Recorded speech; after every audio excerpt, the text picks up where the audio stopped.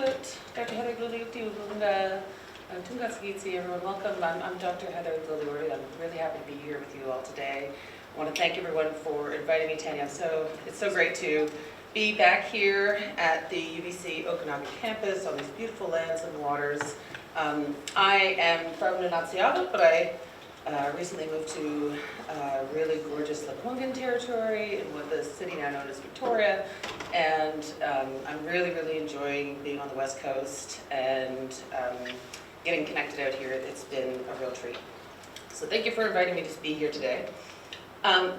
So Tanya invited me to, quote, talk about some small projects and things that happen, projects that I've done that take place outside of big urban centers, because Kelowna is not a big urban center, but you should know that I grew up in a town of 6,000 people, and that town was considered the big urban center in the place that I grew up. And so it was only 6,000 people because there was a military base there. I have a slide, actually, where is this?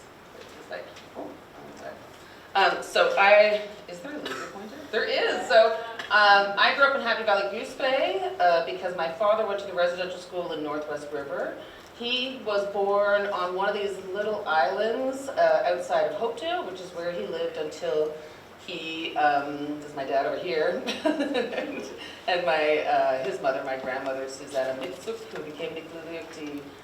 My grandfather's name is Matthew Igloliorte, and that's my dad standing in front of a coat that she made. She was a seamstress, as you can see from these photos, and famous for making kamik and palak and all kinds of Inuit traditional clothing, as well as doing embroidery, as you can see here. And I read an article where she claimed to have invented putting embroidery on clothing, and I don't know if it's true, but I like it. And I like to keep that story in my mind. It's amazing. She passed away when I was a little girl, but because she was such a well-known seamstress, I keep coming across things about her in articles and so on. This photo, this one on the far right here, is actually from a recent issue of Inuit Art Quarterly that a colleague of mine was writing about her work, so it's pretty incredible. My mom is a white settler Newfoundlander from Greens Pond, which is down here somewhere in Newfoundland, which is a little fishing village that's about 150 years older than Canada. And my father was born on the land, got very sick as a child, and was sent to a hospital, I feel like probably in Cartwright, and then from there was sent to the residential school where he completed his education before going on to become a teacher and then to become the first Inuit judge in Canada. But this is not a presentation about my dad, he's an amazing person.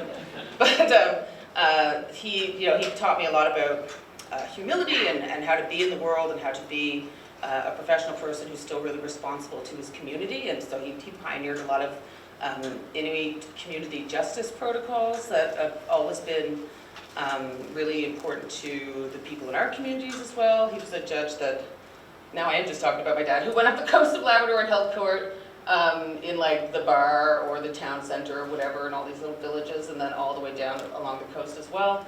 And I was thinking about him because of that really incredible opening and how, sometimes you just know you're in the presence of someone who has so much power and grace and presence that it really kind of sets the tone, and just as she was saying, it was going to set the tone.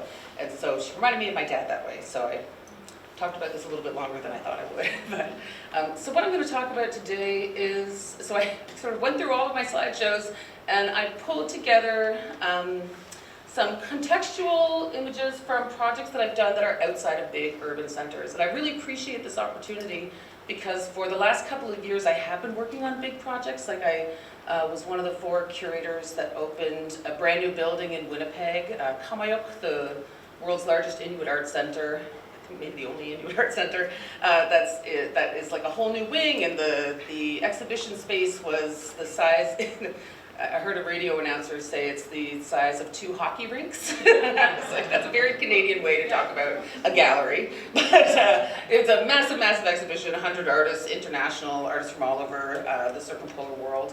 And so that was a really big, really urban project. And then I've been doing things in Montreal and in Quebec City and in Toronto, and then internationally as well. And so it was great to kind of look at some of the projects that I've done where I started out, and things that I'm still doing in community and for community with community, like the title of this presentation, that really have a grounding effect on me. And then the last thing Tanya asked me to talk about is the residency that I literally just came back from a couple of days ago, which was in Tuktoyaktuk.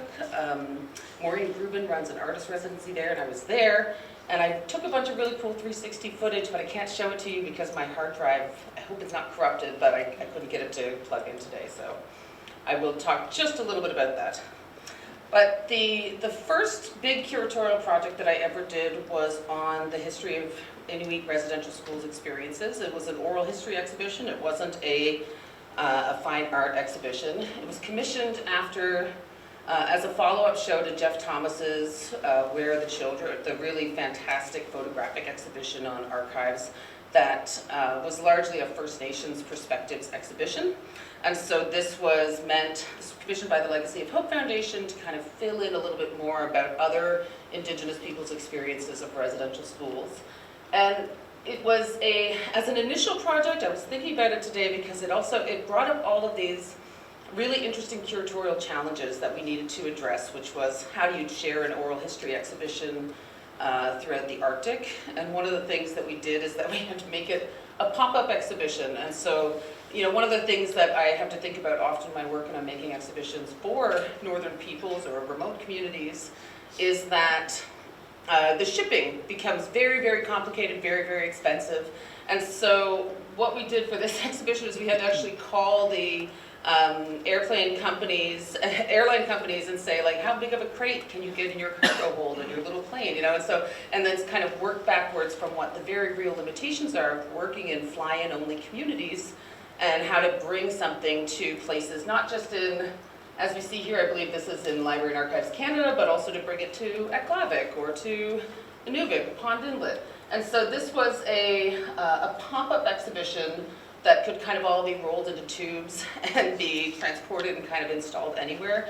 It features the oral histories of 8 survivors, 2 from each of the 4 Inuit regions across the north, telling their personal stories, pulling out themes that cut across all of their experiences, and then sharing, as you can kind of see here, just little images out of their personal histories that illustrated some of the stories that they were talking about in their personal experience. So that was 2008. Since that time, I've done about 30-ish curatorial projects. I'm going to talk about, I don't know, maybe half a dozen today. But that was while I was still a grad student. And then I wrote my dissertation on the art history of the Labrador Inuit. That's what we were called up until 2005, and now we're Nunatsiavut. We became self-governing territory. Nunatsiavut means our beautiful land. Nunavut means our land. Nunavik means the land. Nuna is land, so that's where all of our name comes from. And so this exhibition was the result of my doctoral research, and it was a really big community exhibition. This is in a big gallery.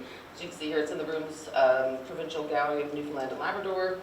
And it went on to tour across Canada and went to 6 different locations across the country, all the way out to BC and back across the country. But it started very much in community. What was important during my research process was to understand why we needed to have a big exhibition that was just about Nunatsiavut art. When I was doing my research and studying Inuit art in grad school, what I discovered was that the Labrador Inuit artists who I was very aware of growing up in Nunatsiavut, or just outside of Nunatsiavut, the artists that I knew about who were famous within our territory were not necessarily very well known outside of our territory. And so I started doing research to figure out why it was that it seemed that Nunatsiavut were not included in the broader Inuit art history that's so well known within Canada. And so what I discovered was, and this is the Cliff Notes version of 400 pages, what I discovered was that this is James Houston, and he, if you're not familiar with his story, he looms very large in the early development of the modern Inuit art market. He was an artist himself who traveled into the north and, quote unquote, discovered Inuit art. Of course, there was all kinds of art that was already happening in the Arctic. But he was instrumental in working with the Hudson's Bay Company, a gallery in Montreal called the Guild, and the federal government to begin to purchase Inuit art in the north and sell it in the south. And so when he started this program, it was in the late 1940s, like 1947, 1948. And what happened was that we did not join Newfoundland, Newfoundland, which is like off the side. I really cut Newfoundland out of all my slides. So Newfoundland didn't join Confederation until 1949 and signed the Terms of Union in 1949 as well. And then, but Labrador wasn't really, like people in Labrador didn't have the right to vote until 1965. The Indigenous population was not included. The First Nations people there were not included under the Indian Act. There were no federal considerations whatsoever for anyone living in Labrador for about another decade after that. And that period between 1947 and the mid-1960s, that was the period in which James Houston and others were working to really create an Inuit arts industry, which then turned into co-ops, which then turned into the art world that we have today. And so we were left out because of this sort of administrative, yet another sort of colonial administrative factor that disadvantaged Inuit from Nunatsiavut from participating in the art world. And so even though our works such as these little ivory carvings, which are arguably the first Inuit art market, these were circulating from Labrador specifically to European collections all over the world in the late 19th century, early 20th century, long, long before the modern art movement. Even though we were circulating our artworks for a really long time, it's like when Newfoundland joined Canada and kind of got Labrador as a part of as a bargain in their joining the country, it was like all of this went away and we were suddenly ignored. So much so that even right up until the 1990s, we weren't allowed to put the Igloo tag, which is a very ubiquitous tag. Inuit from Labrador were not allowed to put this on their works because they were not considered a part of the federal group of Inuit. So this is the small town part, is that, so once I started teaching, I applied for and got a big grant and started going back to my community to see what we could do about it. You know, I'd spent the last, 6 or 7 years prior researching this situation, and then I really wanted to see if I could do something to help to rectify the disadvantages that Inuit in Nunatsiavut had from the arts industry. So I did not go up with the idea of an exhibition. I went up with no prescribed plan at all, and I just wanted to talk to people and find out what the problems were, where the challenges laid, and where the barriers to their success were. So we held dozens of community consultations in the small communities along the coast. And then through conversations with artists, we realized that the big barriers were access to materials, the high cost of materials, supplies, tools, other things that you need in your artistic production, but also the quality of things that would get sent up to Labrador. So it was like retailers knew that somebody who was buying something was that had to pay $100 to ship it up the coast is unlikely to send it back because it's defective or of a poor quality. And so artists were also, getting like not good quality furs and skins and hides and so on, other things that they needed for their work. And so we went back to the funder and got more money and purchased a lot of materials in bulk, and then worked with artists, as you can see in this site, to come up with ideas for projects that they wanted to do, that they could do if they, what did we say to them? We said, if there were no barriers to the project, if you didn't have like orders that you had to fill, but you had time to make something to the best of your ability, to the height of your imagination, what would it be? If you didn't have to make something for the tourist trade, which is like often a production level, like lower level kind of work, if you could do something really spectacular, what would you do? And so this is the artists, being like, well, maybe I would do this little thing, and we're like, make it bigger, make it bigger. And so they came up with all kinds of ideas, and then we made a list of all the kinds of materials they would need. At one point, there was like 2 tons of stone that were delivered on a dock, and someone called me and said, like, the forklift's not working, what are you gonna do? we like sent all the artists down to chip away their own pieces of stone, and just like, tried to figure out a way to make it work. And that's one of the big takeaways for me in working in small places, that you have to find ways to just make things work. Get your hands dirty and mix in. This is us distributing materials. We went back to communities and sent it. As we were doing that, we also created an oral history project, because if we're working with all these artists and talking with them and hearing their stories, we should probably also be documenting this. So this is, some of you may know Camille. She was a research assistant in our master's program at the time. Now she's a professor at UBC in Vancouver. But here we are working with Elder Gilbert Hay and his granddaughter Keynote, doing oral history projects. We did about 30. And then with all the works that artists had created, we did a big community exhibition in Nunatsiavut. And then artists could sell the works or they could not, depending on how they wanted to do it. And then we took a selection of those works and put it together with collections and created the big touring exhibition, which traveled across the country and basically made a statement of we are here. Inclusivity and filling.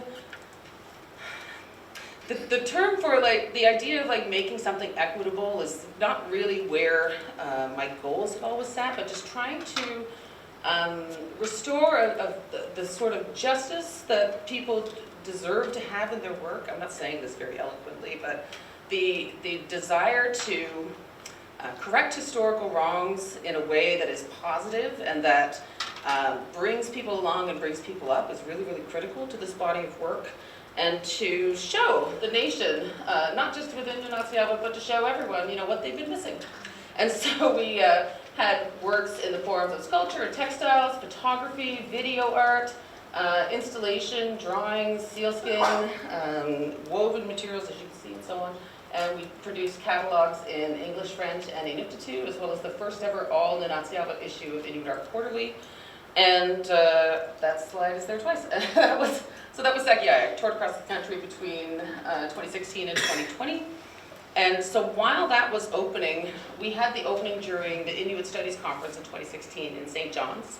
And so while we were getting ready for this opening, we also worked on a night festival. Myself and my co-colleagues, Britt Galpin and Mark Turner, created the Inuit Blanche Circumpolar Night Festival. It's just a play on the term Nuit Blanche. It doesn't mean white Inuit, which somebody said to me, and I was like, oh, I didn't think about that. I was trying to teach people the correct way to say Inuit, because at the time everyone said Inuit, and then a couple of people started saying Inuit to me. I was like, it's not like an iPhone either, you know, all of these things. The things that you think about when you're coming up with titles for exhibitions.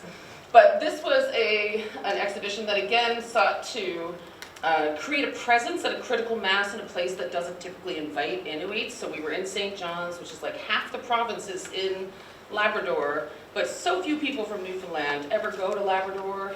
You know, so few people, just like when urban people from urban centers don't travel around to the more rural places that surround them. And so we thought we would bring Inuit to the city. So here you see we've got live drum dancing performances. We had Indigenous catered foods. This is our what you might call a low bush cranberry, we call it partridge berry. Snacks, and then we had throat singing from across the circumpolar world. This was a really incredible performance of throat singers from different regions who all sang together after rehearsing for a week. We had live painting, we had workshops for youth, installations of contemporary clothing alongside demonstrations on seal. It's really interesting because Newfoundlanders are also sealers, and so bringing Inuit and Newfoundlanders together to talk about seal clothing practices.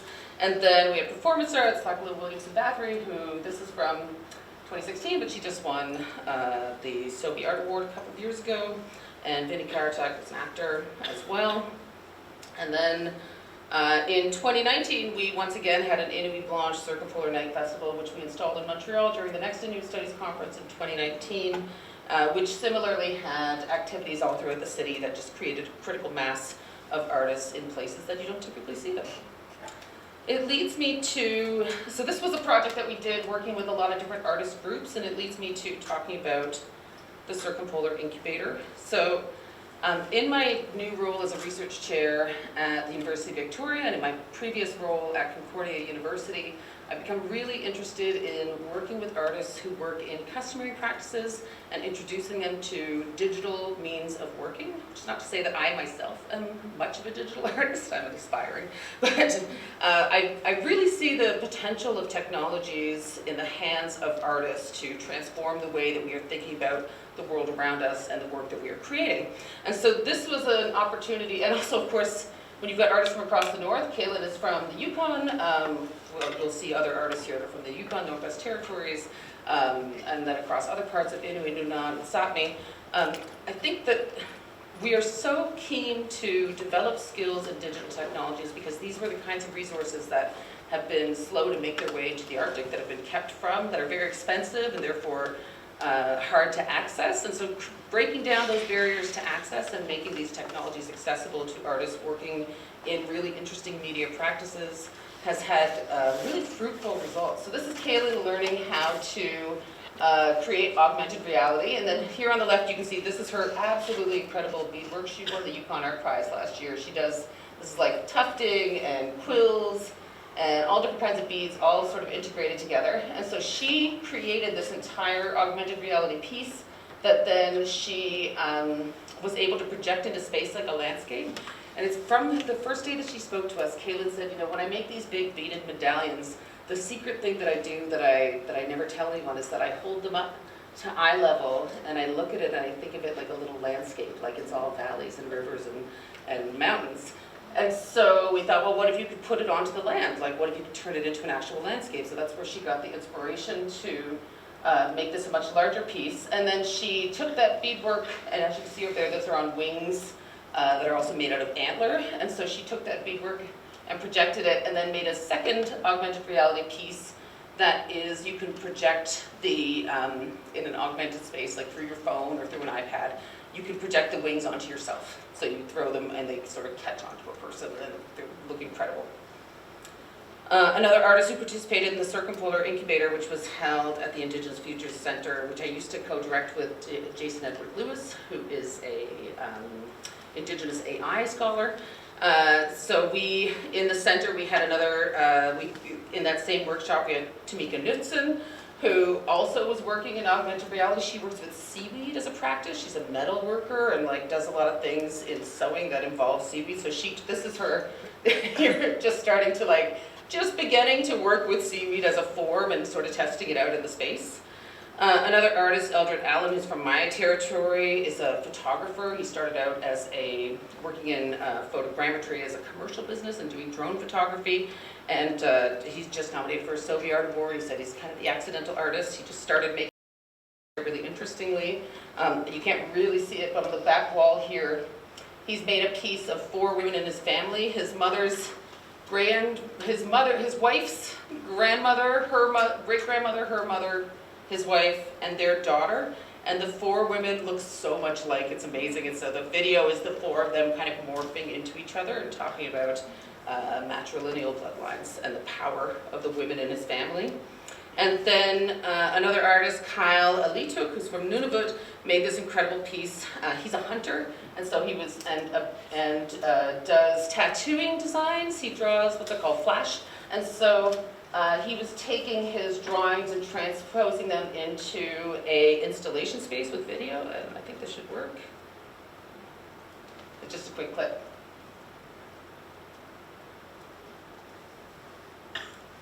So here you can see that he's done an installation that looks at like packaged meat in the freezer and then tells a story about going on the hunt. I love that! That's Renata. Nope, that's the video. That work was included in an exhibition that I co-produced that was curated by 4 emerging Indigenous curators, 2 from the Yukon and 2 Inuit, for an exhibition called Tether, which took place at the Yukon Art Center in Whitehorse in 2022 in conjunction with the Arctic Art Summit, for which I was the curator of visual arts. So this was curated by, I think I have a picture of them here, Teresa Vandermeer Chassie, Leanne Dahl, that's the Governor General, she was not on the curatorial team, Darcy Bernhardt and Heather von Steinhagen. And they curated this huge installation that talked about the idea of tethers between community, between animals, like ropes and ties as a form of Indigenous knowledge, but also like the things that tie us to each other and connect us throughout the Arctic. And they created this incredible exhibition that was also not without many, many challenges curating in the Arctic, like buying a deep freeze and like having it there and trying to figure out if we could donate it afterwards, or like what we would do with the freezer afterwards, which is what we did. But trying to really draw in local community and to decenter the Indigenous art world and place it in the Yukon and really make it something for this large audience that was traveling there. This is just a couple images from the opening of the Arctic Art Summit. Elders around the sacred fire and us at on the opening events, as you can see here, with this beautiful parade of artists who had come from all over the north. It was one of the other projects that we showed during this event was a series of 360 films that were under development by a variety of artists that went on to tour with some Sami artist work. So this is a still from a film by Nyla Inukshuk, who is the director of Slashback and some other Inuit films. You know Nyla? And so this was a short about an Inuk who goes out hunting and encounters a monster. So we made like a little monster film. This is Lachlan Williamson Bathory, who is developing a project on Tartupaluk, which is a little tiny island between Canada and Greenland that the Kingdom of Denmark and the Canadian government have been like having a friendly spat over for like a century. It was missed in the land grab, and so this little tiny island that has 3 Inuit living on it.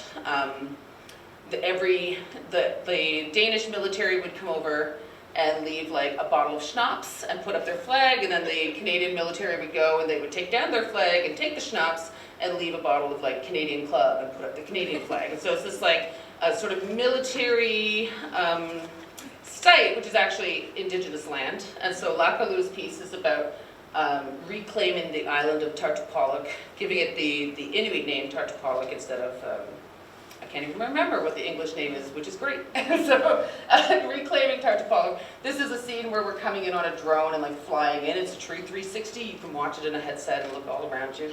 And then it goes inside of the cabin, which is the palace. And Lakalu is the queen, and she's giving a sort of a throne speech, but it's like inside a little cabin. It's a really amazing piece. She's continued to develop it with filmmakers from Greenland and has been showing it internationally. Mila Nekeho did a story out of her own family history of her, I think, great uncle who was out hunting and had to walk for 3 days while his feet froze to the snowshoes from walking so far. And so this is her own son playing the great uncle in this role. Stacey Koosel did a piece that explores the past, present, and future of a lake from his mom's territory. And we showed those in the Arctic Art Summit in headsets like this, the works in progress, as they were being developed by the various artists. And then we were invited to show them in the context of the Venice Biennale with Around 360, which was produced by the Sami Film Institute in the context of the Sami taking the Nordic Pavilion and turning it into the Sami Pavilion at the last installation.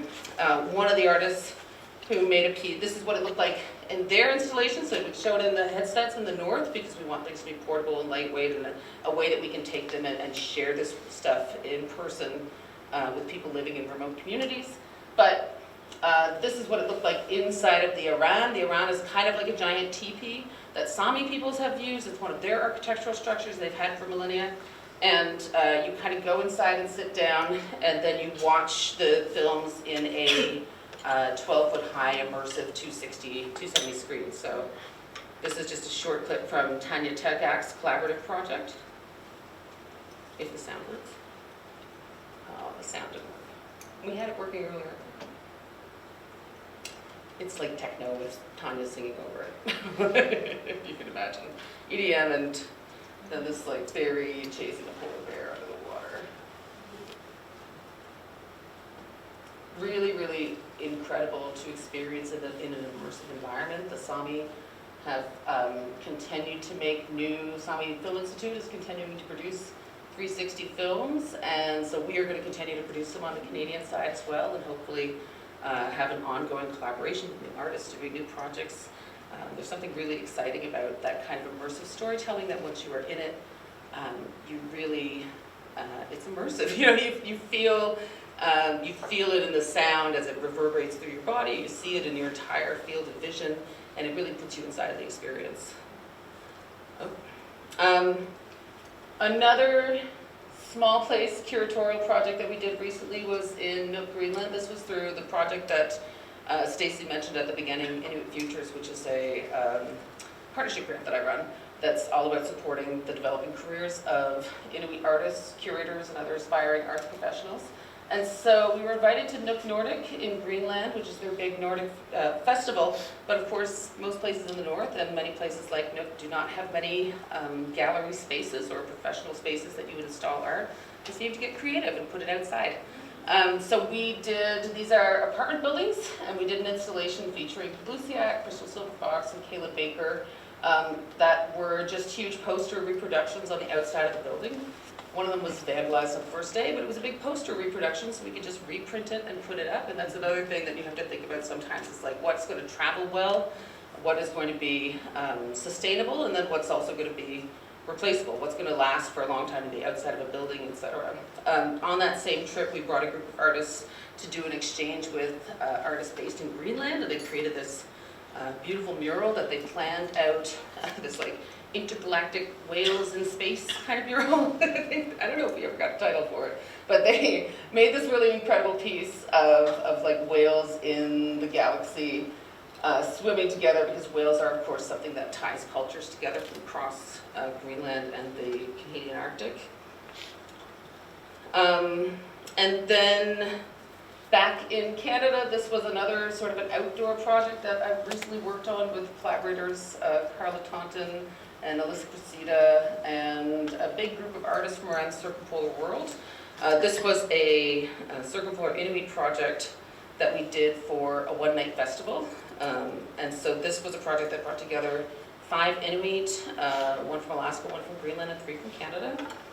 And they got together over 2 short-term residencies and started to work again in digital technologies, and they got really interested in 3D printing, and so they made, one of the artists, Erin Gingrich, who's the Alaskan artist, had this beautifully carved little sealskin mask, like face-size sealskin mask, and we brought it to the 3D printer, and he was like, I think I can make that bigger, but he could only make it this big, and then they were like, well, can we make them really, really big? So here you can see, this is the seal mask on a really, really large scale, and then in the picture on the right, we are working with technicolor cartridges pattern in order to create giant screens for the works that are in the shape of parkas. So here you can see the test with a hula hoop and some construction material, and then the test at night for how that was going to look in the outdoor installation space, and then ultimately what the installation looked like with the piece by Jamesy, Aaron, Coco, Malaya, and Takralik Kiatsatuk, which is kind of a Greek chorus of different Arctic animals and their spirits. So here you can see there's a seal and a raven and a caribou and a bee, and on the far side that you can't see is a polar bear. And each of them speak from their perspective about how climate change is affecting them, and it's set to a 5.1 surround sound. So like a speaker behind each character, each figure, as well as video that projects across all of them together. So it's again, a really immersive but outdoor installation space. Here you can see a little bit, here's one of the artists, Coco, with the video behind them, and it kind of reaches a crescendo and then goes down again. And for this project, we started with making it real, and now we're going to translate that into a 360 film. So this will be one of the first 360s that we're doing in the new year. Here's all the artists together on the night at Nocturne. And then the smallest, most recent thing I've done is that I got to go to Maureen Rubin's residency, and it was really wonderful because it was a residency that wasn't based around any kind of requirement for productivity or for us to have an output at the end of the residency. I just saw that the Forge Project's residencies were announced, and they also have like rest and groundingness built into their residency practices. And so myself, Takralik again, that's Sonia Keller-Combs from Alaska. She's actually Erin's aunt from the previous slides. And Cecile Berg, who's a Sami artist, and we all went up to the residency hosted by artist Maureen Rubin, and got to experience being out on land, going into the schools. We explored a really creepy abandoned building at one point. I have photos, but I didn't put them in the slideshow. They're really weird. And we got to take a bunch of footage, but I'm sorry because the end of my presentation was going to be to show you that footage, but it doesn't work. But I do have, oh, you know what, and the sound's not going to work, and that's sad because it's all the doggies here on the land before we went out on adopting.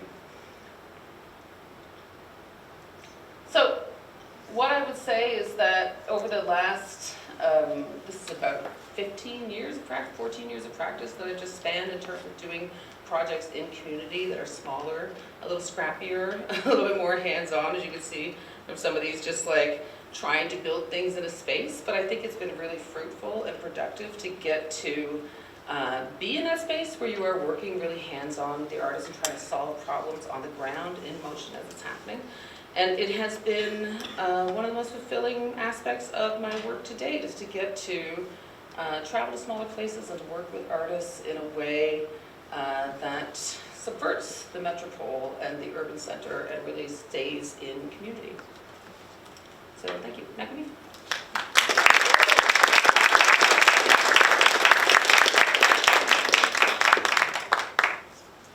All right, we'll take a short break. Any questions for Heather? Oh, there's a question back there.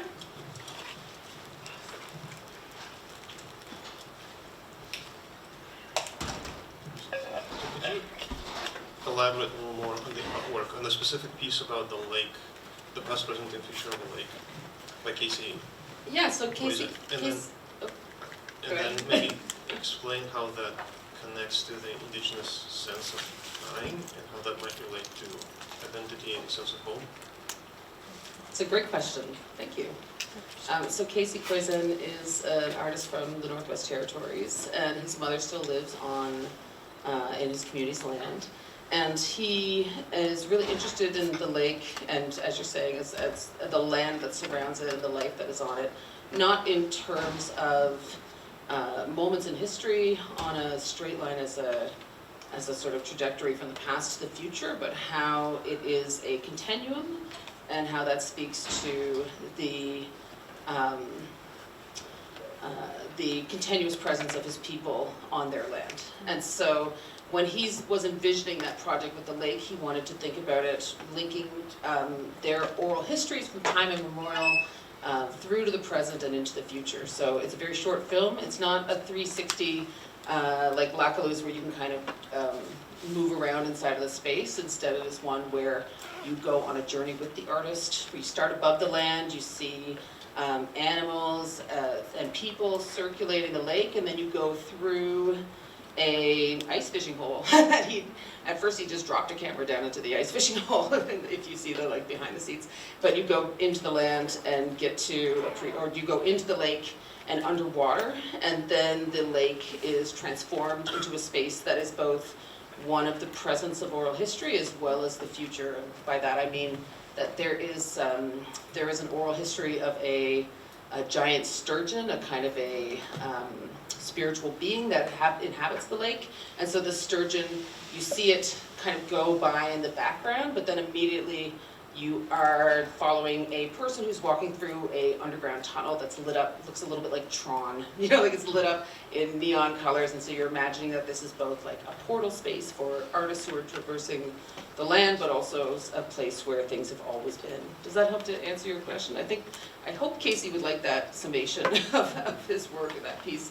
He's an artist who is very interested in working through digital technologies in traditional ways. He's been, if you are Facebook friends with him or you follow him on Instagram, you'll see that he's been doing a sort of a continuous piece that's about a figure in motion, almost like a Sasquatch-like figure, but the figure is, he's done it where the animation is quills, and so that he thinks about like, well, what would a figure made of quills sound like as it walks? So it's got that like ASMR, like quill twinkling, or like if the figure was made of beads, or if the figure was made of one of them as antlers, so that's got a really resonant like thing. So he's always in that way showing how the past informs the present and the present informs the future.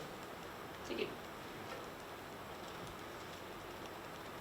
Any other questions for Heather? Right down front. You're like, we can barely see you. Okay, I was gonna say maybe I don't need the mic. I'm so loud. Anyway, well, I just also want to say thank you again, Heather. It's such a privilege to hear you talk about your work, and I want to ask this curatorial question, which is that you take such an active role with artists in terms of supporting the practice, not just like, I have an exhibition coming up, do you want to be in it, but like really in developing works and providing tools, right, in terms of the work in communities where you're also bringing in materials to work with.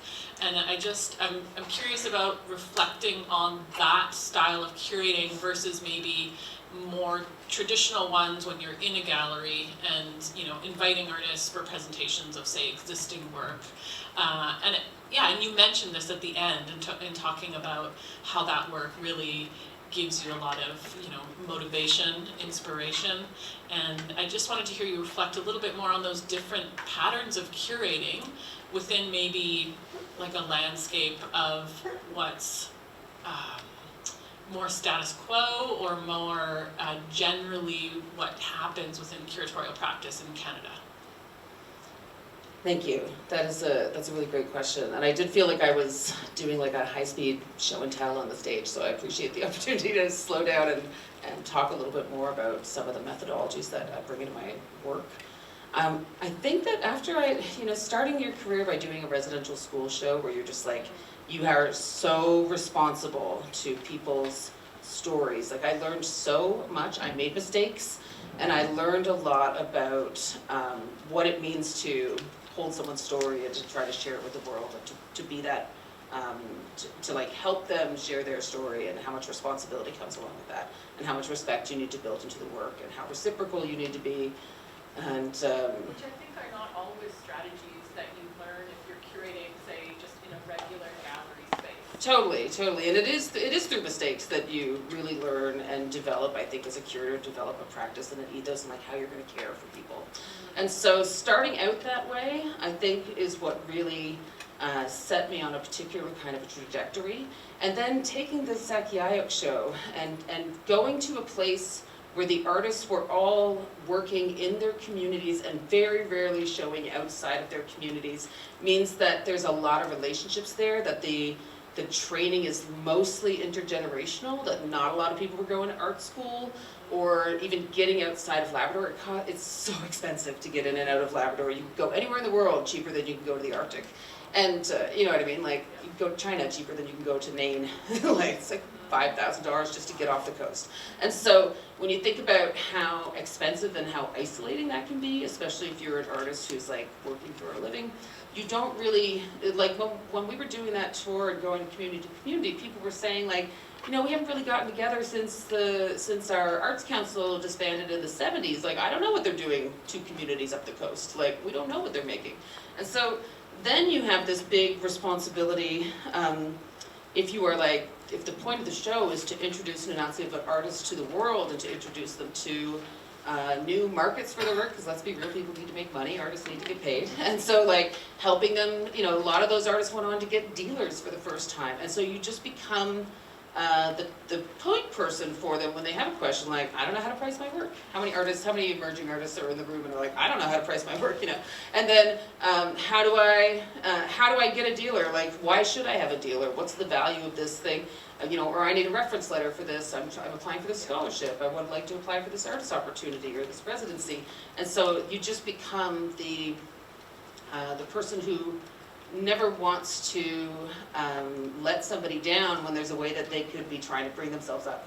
And so you have to really take on that responsibility. I don't know if you noticed, but there's a couple of people who sort of emerged, who were in slideshows in the part from like 2010, and then they were also in 2022. And so you keep building those relationships and adding new people into the fold, but like always you have to be responsible to the artists who you've been working with.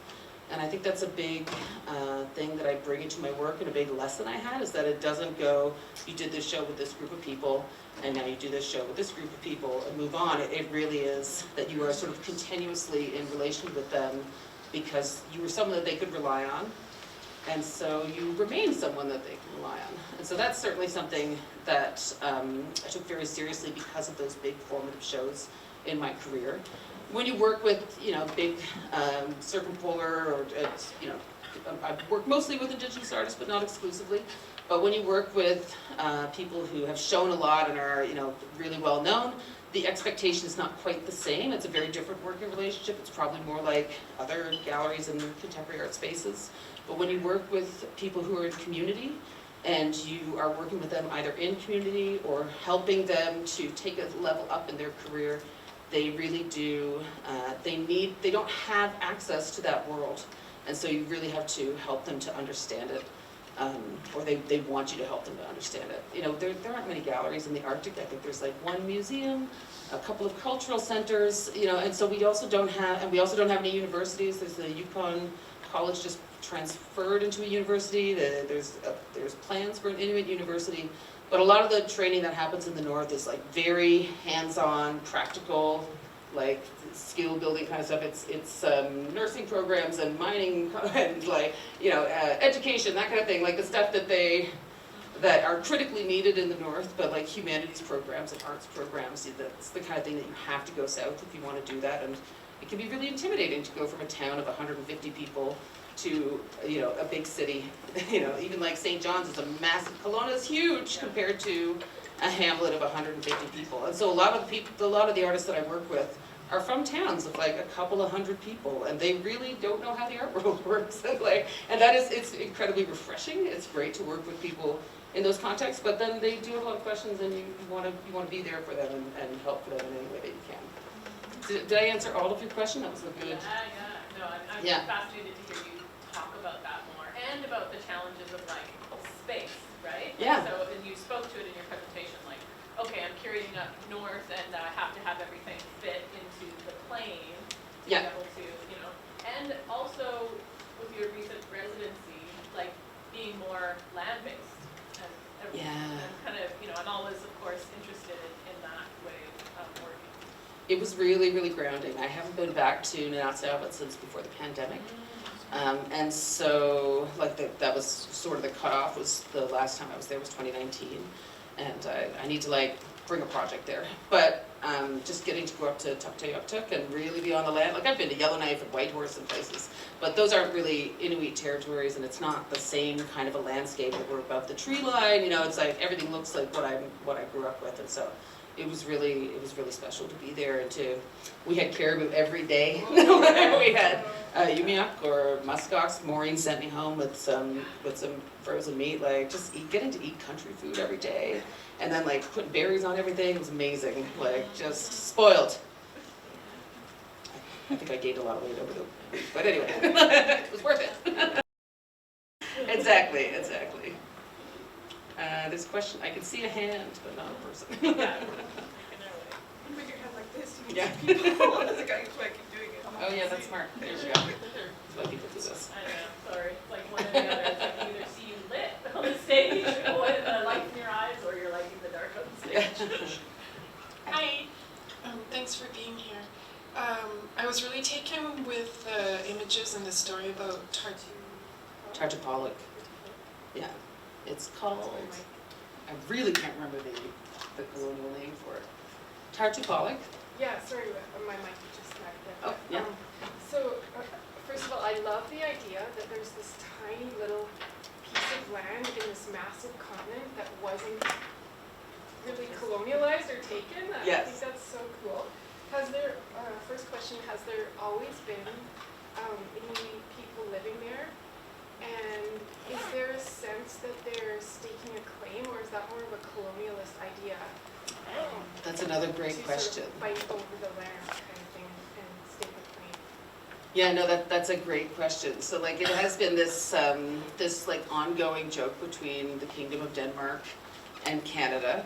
And it's pretty wild because the people who are doing the two countries fighting over it, have either of them ever been to Greenland or to the Canadian Arctic? You know, like these places that they go to. It's actually at a point in between Greenland and the northern Canadian part, close to Baffin Island, so that in the winter you can actually skidoo to it. And so that's when they were filming. So like there's a window where the ice is frozen enough that you can get out to this island. And so yes, there has been continuous occupation of right now there's a family that I'm aware of that is there most of the time, but it is I think what Lakalu is doing in like declaring herself queen is not actually trying to put a stake in the ground like an Inuk colonial power, but really to draw attention to the ridiculousness of colonizing powers saying that they own countries, foreign places to them, like the Arctic where Inuit have always been.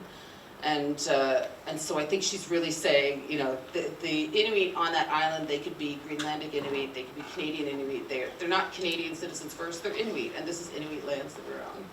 And so the piece is really incredible. I don't want to give it away, but she's speaking from a royal portrait that turns and looks at you when you look at it, and then there's like all kinds of things happening. It's like a little bit sexy and like really funny, and like a really sort of wry and very clever way of getting people to understand that like, that kind of a land grab of Indigenous territory where people never settled even is really is a bit preposterous. You know, like the film is a little bit absurd and it draws attention to the absurdity of the situation. Any more questions from Heather from the audience? Yeah, in the front. Just shout really loud. Okay. There's a mic, there's a mic. Oh, you can hold it. Oh, you're gonna hold it? It's so tiny. Anyways, my question is that, like, working with and for community is like, how did you navigate like carrying like these stories? Because you started off with like really heavy stories, and that's like something I think we all challenge with is like carrying these heavy stories with us, and then presenting in a way where they're like informative for other folk as well, and then and other types of stories too, like the sturgeon story, like that's one of a people's creation story. Yeah. Well, that's it. Thank you for your question. You look awesome, by the way. So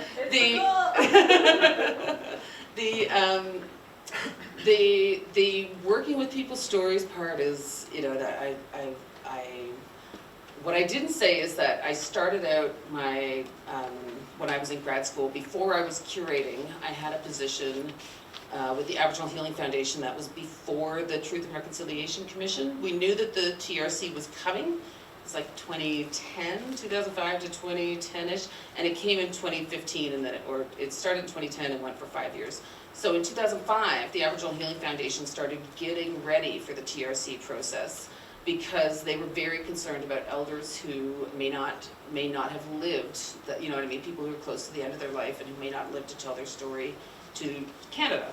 And so they hired a lot of young Indigenous people, which I was back then, and we would pair up, or we'd go in groups, and we would go to survivor events, and we would hear their stories all day long. So like we would sit and be in witness, and people would say to us, you're supposed to take lunch breaks and you're supposed to take other things, but like if an elder is telling you their story, you were sitting in that room and you were just being as attentive as you could possibly be, like you were just really trying to listen to them. They didn't all want them to be recorded, it was their choice, but if they wanted to tell their story to someone, and lots of people were like, I've never told these stories to anyone, and then you are there as an Indigenous person, but you are a proxy for the federal government and for the Aboriginal Healing Foundation, which is gathering this story to preserve it in a way, even if just in your own memory. And so, you know, just that like needing to bear witness and to learn how to really focus in and listen to someone's stories and not let your mind wander like you do if you're, you know, listening to a professor lecture or whatever. Like you're not thinking about what's for dinner, you're like really just trying to be in the moment.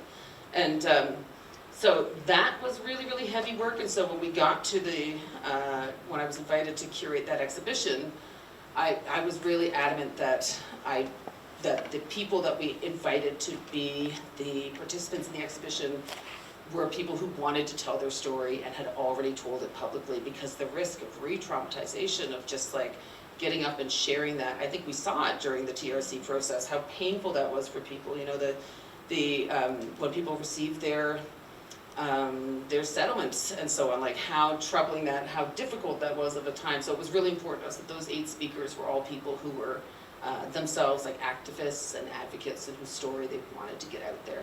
And I think similar to that, somebody like Casey is telling a story about the sturgeon and the creation story, but he's telling it in a way that he feels, you know what I mean? Like you see the sturgeon in the background, there's no narrative. It's like one of those things where he's like, this is the way that I can tell, that I can share this story with the world, but I know my community will read it at another level as well. And I think that's what the survivors were doing too. They were like, this is the part of the story that I'm comfortable with the nation hearing, and that I want, you know, generations that come afterwards to understand and hear what happened to us in a way that that they got to be in control of the narrative. Does that answer your question? Thanks. Any more questions? Tanya, how are we doing for time? Yeah, one more question? Yeah, pretty good. I've got one more, so. All right, there's one in the very back. When you were talking about the Coming. You doing okay? Yeah, I'm good. Hi, thanks for being here. When you were talking about the salmon story, was that Stacey Koosel? The sturgeon story? Sorry, the sturgeon story. Stacey yes. Koosel, yeah. Okay, that's interesting because I graduated, I got my BFA at at the same time as him. Cool. From GRU. He's an incredibly brilliant artist. Yeah. He's doing really exciting things. To see him going back up to Yellowknife, where he's from, and creating is awesome to hear. Totally. Yeah, that's great. I think he's in Winnipeg now. I think he goes back and forth, like, but I think you're right that he's based in Winnipeg. But he was certainly working from the territory. Cool. Oh, there's one. I see a hand way over here.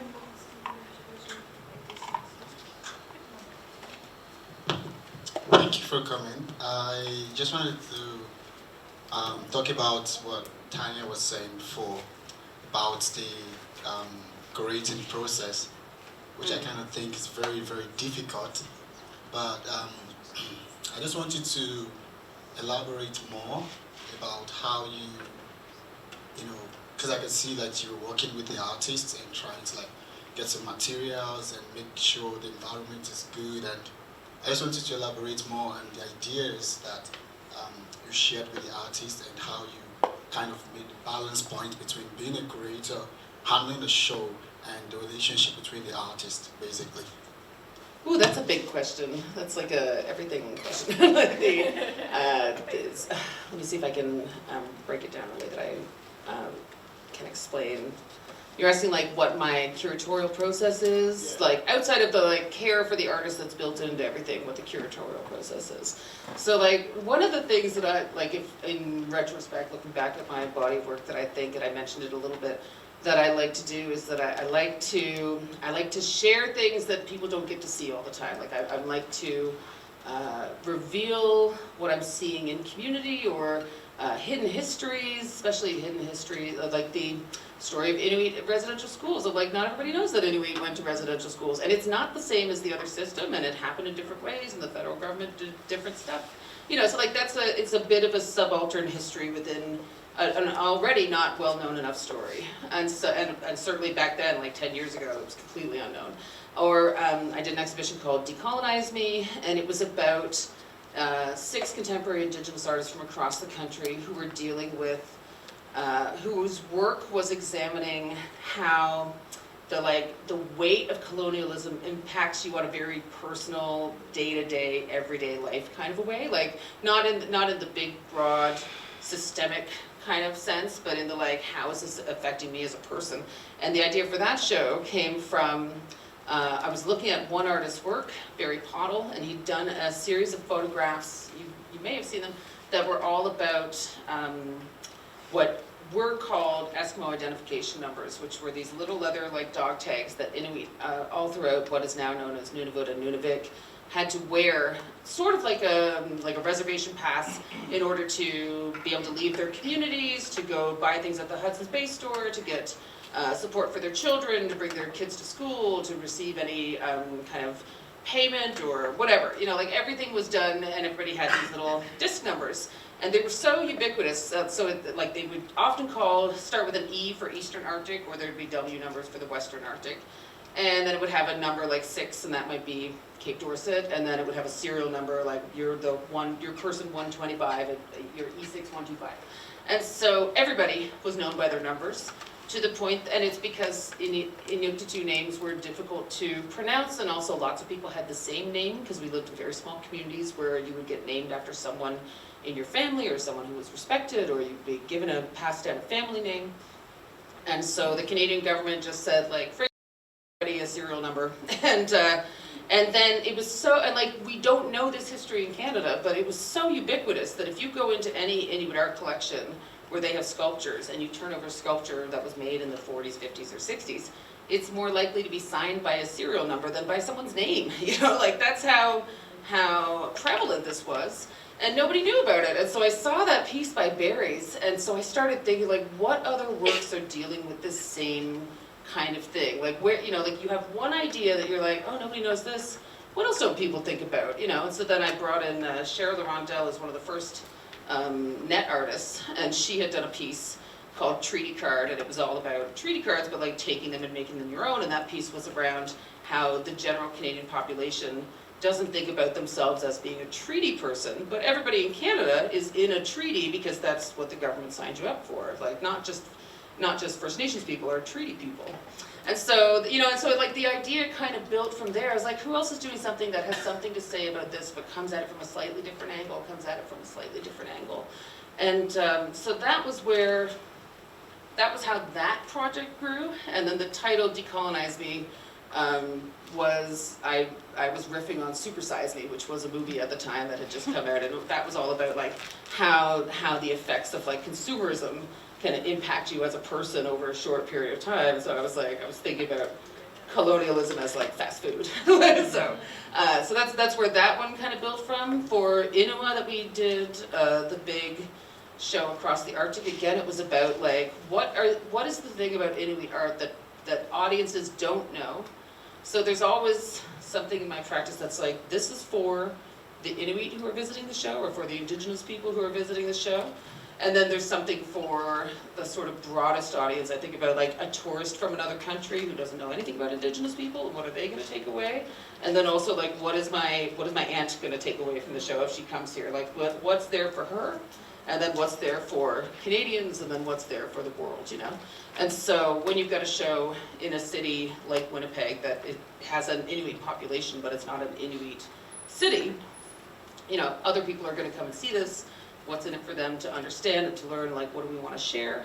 And so for that show, even though it was a big survey show, what we wanted to show was that Inuit art is not just sculptures and prints and drawings. That's like what people think about when they think about Inuit art. It's the same as here on the Northwest Coast. People are like, oh, Northwest Coast art it's carving, and it's bentwood boxes, and it's cedar, and it's prints. And you're like, it's actually everything. Like there's video artists, and there's installation, and there's lots of customary practice, and there's lots of like new media work, and just wanting to convey that Inuit artists are not constrained by the practices that were sort of introduced to the Arctic, but that Inuit artists are artists like anyone else. And so then we wanted to make sure that we had video, and we had painting, and we had queer Inuit artists, and we had elders, and we had youth, and we had, just trying to be like as broadly inclusive as possible in ways that were surprising. So I don't know if that fully articulates, but that's like sort of the other part of it is you do all the care for the artists, and you want them to be shown in the very best possible light, but then you're also like thinking about which artists are going to come together in a way that is really compelling around a broader idea about their work. So like I love the like starting from a piece or two and then thinking about other things that are in relation but not perfectly, because then you have different revelations as you go through the gallery. And I love to give tours and then hear what people are putting together themselves, because it's always something surprising. Thanks for that question. That was great.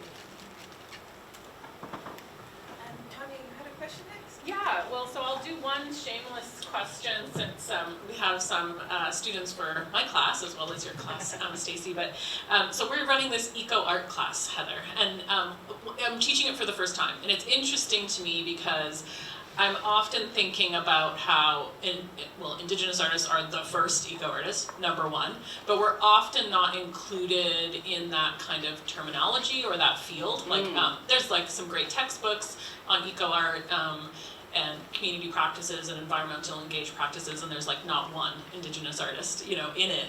Totally. So I just like, this is just very specific for our course, but I wondered, since you have a lot of experience working with materiality from the land, and artists who, whose environmental and ecological practices are since time immemorial, if, you have any sort of thoughts or critiques about this idea of eco-art in relation to your practice. Ooh, great questions as well, and what a cool class. So there's a couple of grad students, a couple of PhD students that I'm working with that are writing super interesting theses on related topics. Alexandra Nordstrom, who's from Poundmaker First Nation, is writing about animal and human relationships and how that shows up in contemporary art practice. So like moose hide tanning, seal skin, fish tanning, other kind of relationships between people and humans that are sustainable and ecological and built on like a long continuum of relationality. And so that's very exciting. And then I'm working with another student, Jasmine Sierra, who's looking at Indigenous artists all over the world who are doing eco art, and like why is that not a broader conversation, but also bringing it into conversations like BIPOC artists. So that's not helpful to you at all in your class because it's a works in progress, but it will be helpful in a couple of years. And I'm sure there are other students who are interested in it right now, right? Like that's why you're teaching the class now, because it's important. And so I would say that I agree with you, that I think that Indigenous artists have been doing this for a really long time, but they get missed in it because, you know, you have to assume that it's related to that long-standing idea that Indigenous peoples are, you know, belong in the Natural History Museum already. You know what I mean? Like, we haven't talked about that in a long time. But I think that it probably is tied into that, and so that there's something uncritical about Indigenous people's engagement with the land. I feel like maybe there's something in there. I would say that there's a lot of great artists doing it, and then a lot of artists doing other things that I think underscore those practices. And I'm thinking about Maureen, we were just there. One of the 360s I wanted to show, some of the footage I wanted to show was of us being out on the land on the dog team, but then some others was going to the dump. So, Inuit, across the north, Inuit, we don't have Canadian Tire, a lot of places don't have a hardware store, like you're talking about small towns, and so, you know, I grew up watching my dad just like make things work out of stuff that he found, and we went to the dump a lot when I was a kid, like just scavenging, and you know, my dad was a judge, we were middle class people, but my dad was like, it's probably at the dump, let's go see if we can find a piece for this and put it together, you know, so like just that like the resourcefulness, the like making use of things that other people consider to be waste. So I spent the day with Maureen, we were all at the dump, like, and she was like looking at things and being like, why would someone throw this out? Why would someone throw this out? This could be art. There were like these weird wire baskets for milk crates or something. She was like, I could make a lamp out of this. But, you know, just that idea of like repurposing and reusing and taking something out of its end of life and bringing it back into a life context. I mean, what's more ecological than that, you know? So I think that she's someone who's really interesting in that way for the practice that she's doing. And what's cool about Maureen is that, you know, here she is, this like very critical thinking, creative, contemporary artist. Like, she's a contemporary artist, full stop. And she's just doing it in community, and everyone in community is like, hey Maureen, like, what are you up to now? You know, like, they're like, they don't really get it, but they're really cool with it, and she's on town council. Like, it was pretty wild to be there and see how she is just like, not wearing a bunch of different hats, but it's like one hat, but the hat does everything, you know? Like, it was very impressive. I'll just say that I'm reminding my class, we looked at Maureen Grubin's work from Stitching My Landscape, from that piece, so just connecting dots for people. I was staying in her Airbnb, which is like, we looked out onto the land that piece was done on. It was phenomenal. And we hiked up, we had Pingo, and many beautiful experiences I talked about briefly with the class. Totally. It's nice for you to bring them here as well. Amazing. I think we are respectful of your time and energy, and all that you've shared, Heather, has been really incredible. And thank you again, Cooksjam and Lim Limt. And this is the beginning of our program, folks, and we have lots more to come over the summer term through May and June. I just want to also, again, Chisatkwa is not here, but thank them for an incredible opening and for grounding us, and to invite students. We'll bring up the lights, but I'd like the class to hang out a bit and do some reflection, and so that you capture that today. Yeah, that's the order. Thank you all for coming. Yes, and thank you so much. It was really brilliant to hear from you, Heather. We're really lucky. I like to remind people that we're lucky that you're available to come and share with us, and just really have gratitude for all the labor and community work, and that it's not, I just think people take things for granted, and your work is incredible, and, leading and cutting edge, and you're sharing it with us, and I'm really honored. Cooksjam. Oh, thank you. Thanks for having me.